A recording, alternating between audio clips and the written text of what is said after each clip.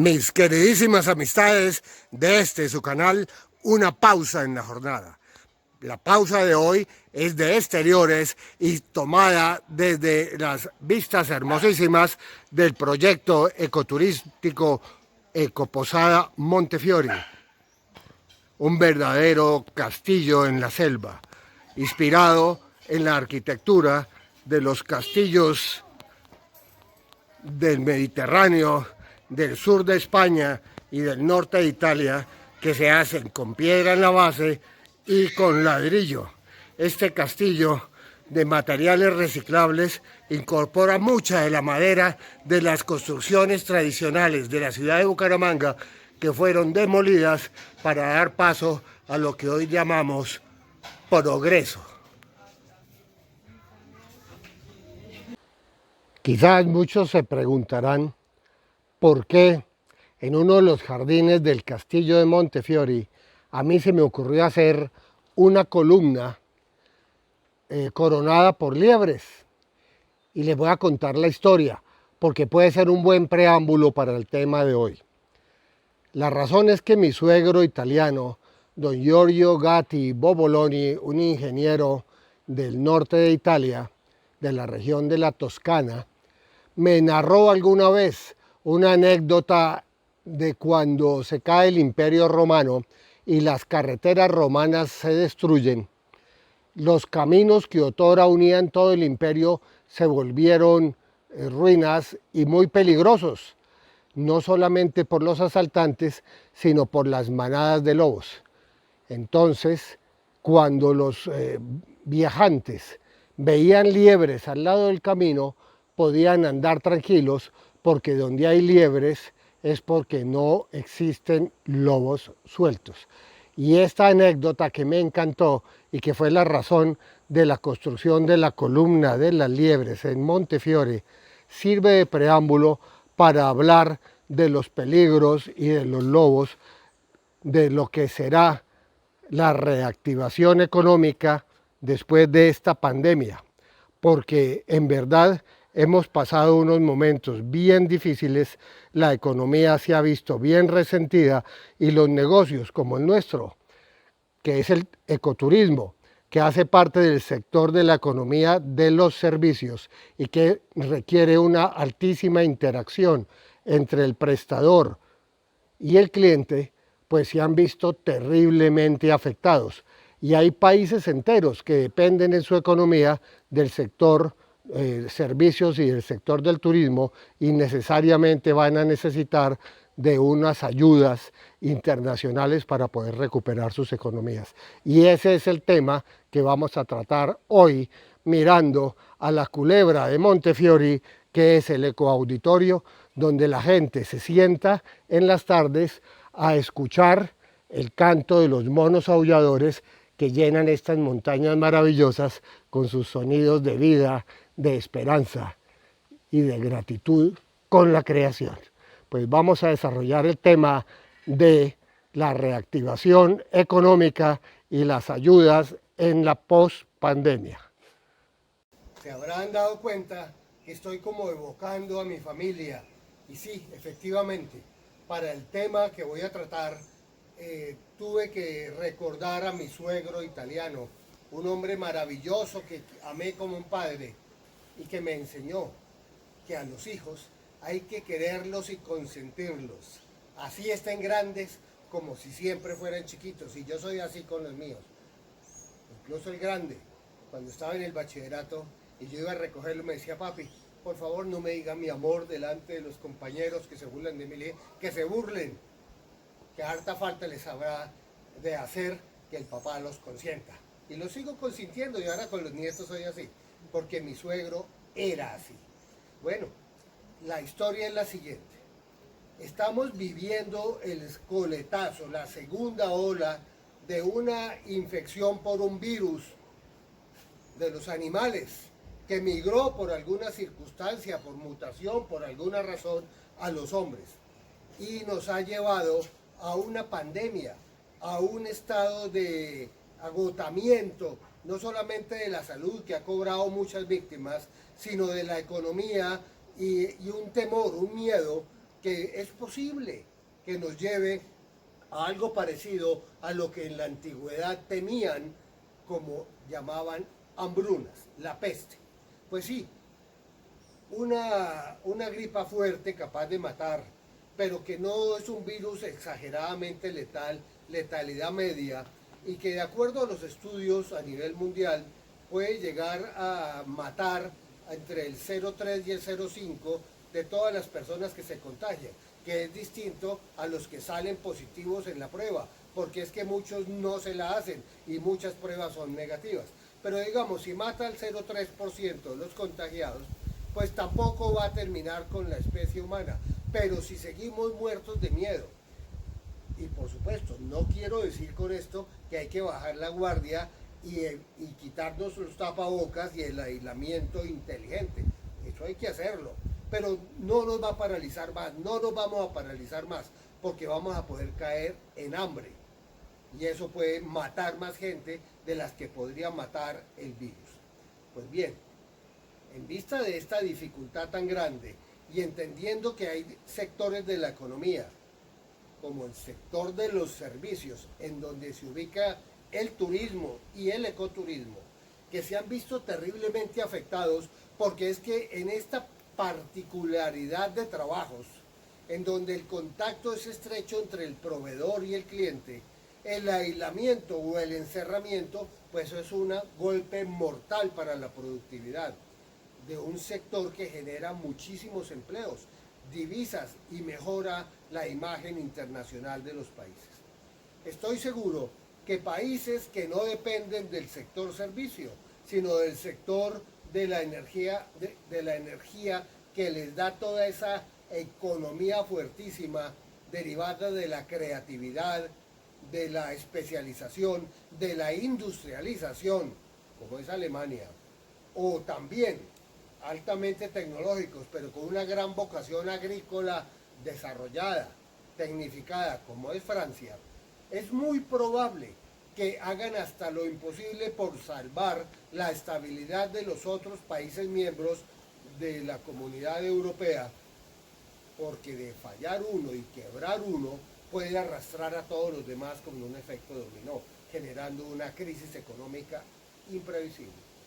Lo más probable es que estos estados, que además son los que manejan el Banco Central Europeo y el Fondo Monetario Internacional y todos estos entes gubernamentales de altísima capacidad financiera, salgan al rescate de las economías en problemas, que serían España,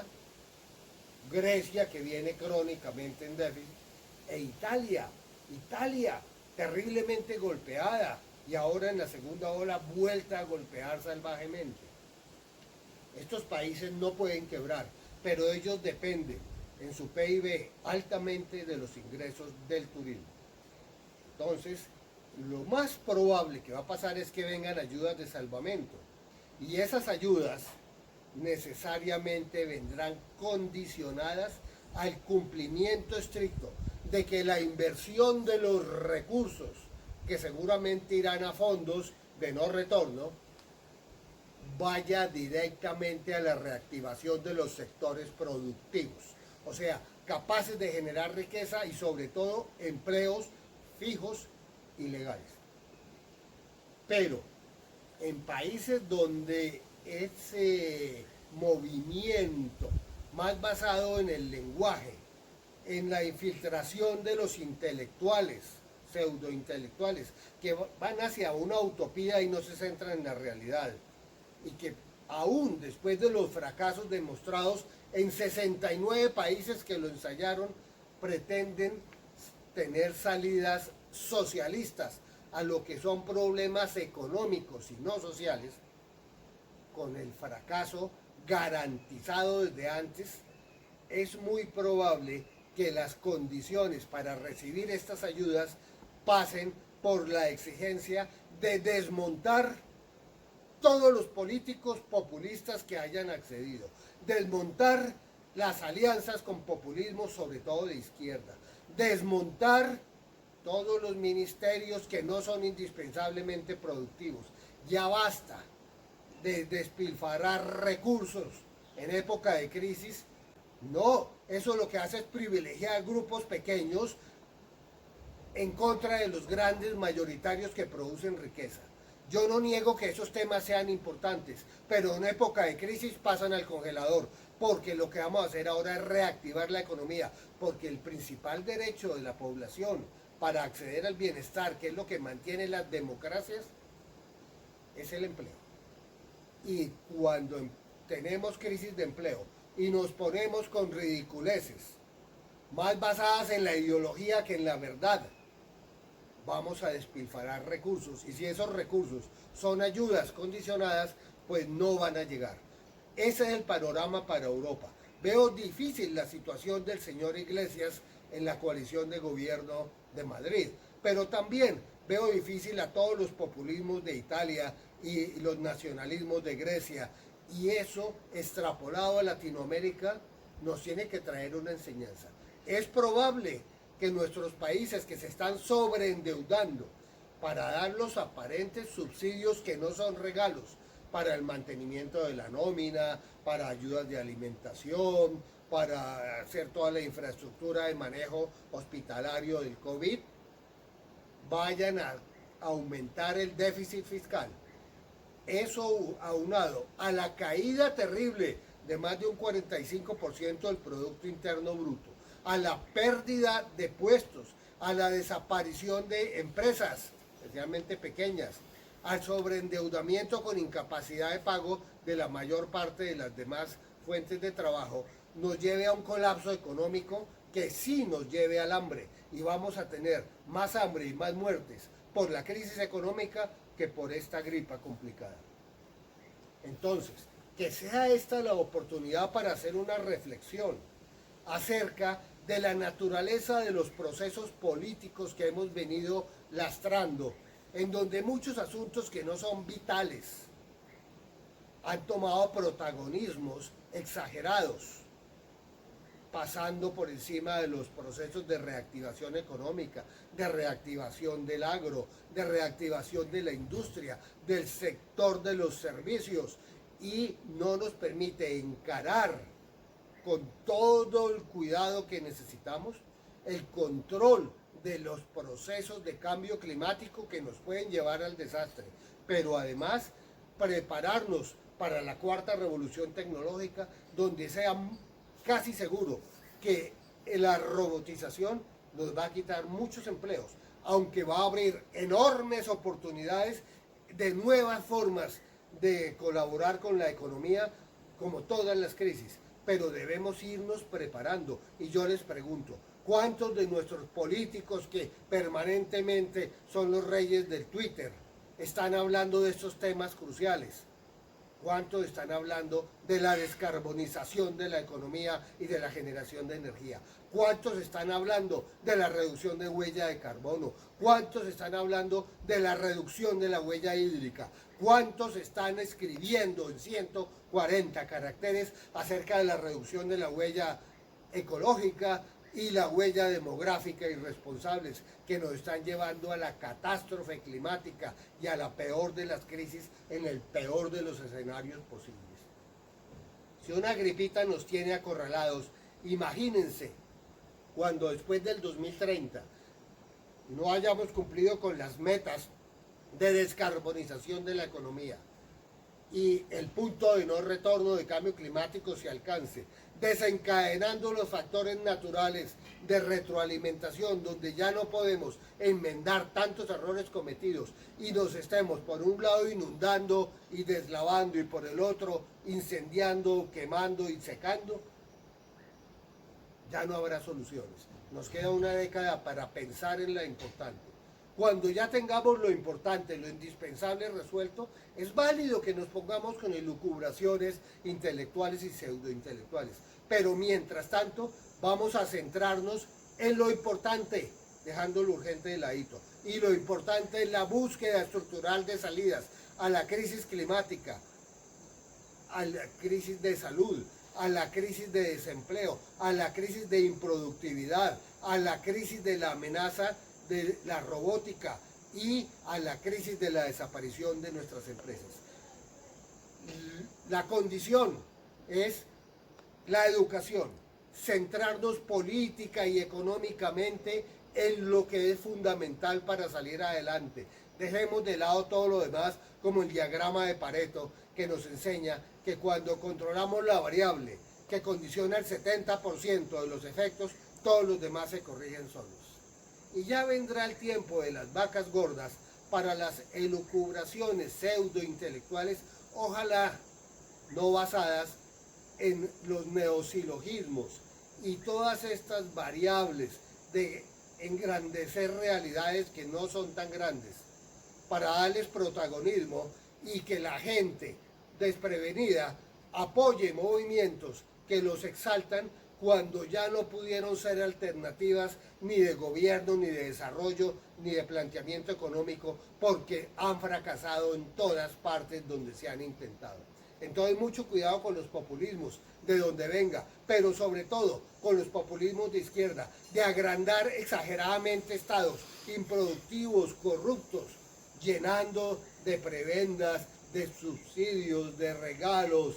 de subvenciones a una población más bien embrutecida, para volverla dependiente de esas dádivas, para así manipularla y ellos perpetuarse en el poder. No caigamos en esos errores. Vamos a salir adelante desde el individuo. El individuo es la minoría más importante de cualquier sociedad. Y es que en las sociedades de tradición occidental, o sea, con fundamentos grecorromanos, pero principios judío-cristianos, la salvación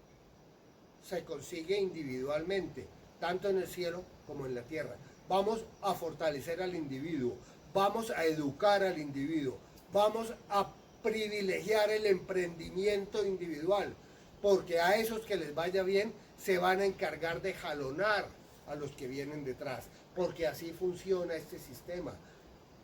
que es el más justo y el menos violento de todos los que se han intentado.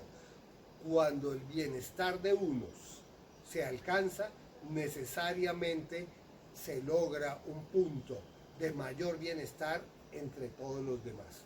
Pues bien, ese es el mensaje de hoy desde el castillo y aquí sentado en el ecoauditorio de La Culebra, para a las 5 de la tarde, que no falta mucho, nos deleitemos con los cantos de la montaña de los monos aulladores rojos, que han sido mis protegidos, y junto con la rana Pristimantis, Jorge Velozay, grandes amores de mi vida, porque son marcadores ecológicos. Y bueno, vengan aquí a este castillo, ya vieron que está la columna de las liebres, y donde hay liebres es porque no hay lobos sueltos. Que en nuestra sociedad se vean las liebres y espantemos todos los lobos. Muchas gracias y hasta el próximo video.